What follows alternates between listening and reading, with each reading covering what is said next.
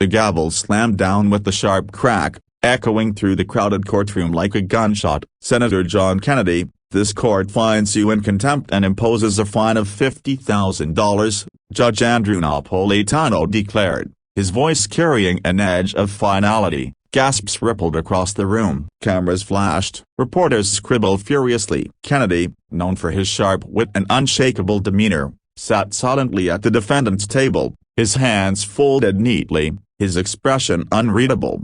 But behind his steady gaze, there was fire. The courtroom was charged with tension because this was not just any case. The senator from Louisiana had been dragged into court over a heated confrontation tied to a controversial bill. While Kennedy's supporters believed he was defending constitutional freedoms, Napolitano, a former legal analyst turned federal judge, saw him as reckless as someone who dared to challenge the very structure of authority. The fine wasn't just punishment, it was a public attempt to humble him. Yet Kennedy wasn't the kind of man to bow easily. He rose slowly, straightened his tie, and fixed his gaze on the judge. "With all due respect, Your Honor," he began, his southern drawl carrying a mixture of civility and steel, "you can fine me $50,000. Or you can fine me $5 million. But money won't change the truth. And the truth is that this isn't about law. This is about power." The room went silent. Even Napolitano shifted uncomfortably.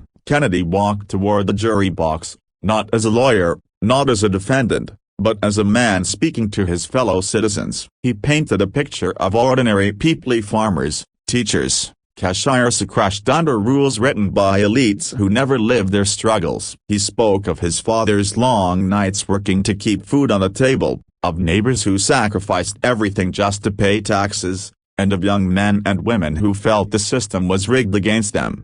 "Ladies and gentlemen," Kennedy said, his voice thick with emotion, "this fine isn't meant to silence me, it's meant to silence you. If they can punish me for speaking up, what chance do you have? If they can strip me down for standing my ground, what happens when you try?" One juror wiped away a tear. Another shifted forward, listening intently. Reporters lowered their pens, their expressions softened. Even Kennedy's critics could feel the sincerity in his words. Judge Napolitano cleared his throat, visibly rattled. He hadn't expected Kennedy to turn a punishment into a platform, to transform what should have been humiliation into a rallying cry. The cameras weren't recording a defeated senator, they were capturing a man rising taller than ever. Kennedy finished with a line that would echo across America that night: "You can fine me, you can fight me, but you'll never frighten me."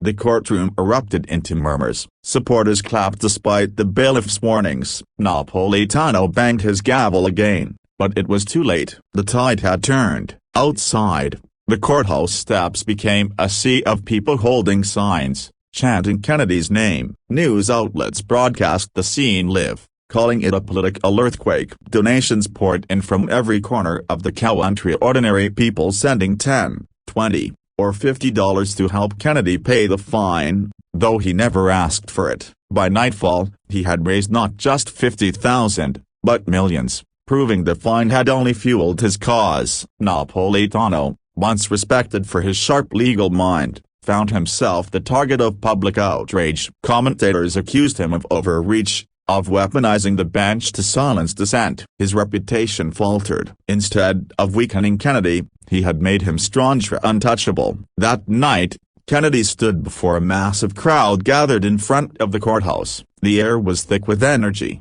voices united in hope. He spoke not of vengeance, but of vision. "This isn't about me," he told them, "it's about you." A judge tried to put a price on freedom today, but freedom's price has already been paid in blood, in sacrifice, in struggle. And as long as we breathe, we'll never let anyone take it away. The people roared, their voices echoing through the city streets. And in that moment, Judge Napolitano knew he hadn't just fined John Kennedy, he had forged him into a legend. The story carried a message that resonated far beyond that courthouse. True strength doesn't come from avoiding hardship, but from standing tall in the storm. And sometimes, what was meant to break you becomes the very fire that makes you unbreakable.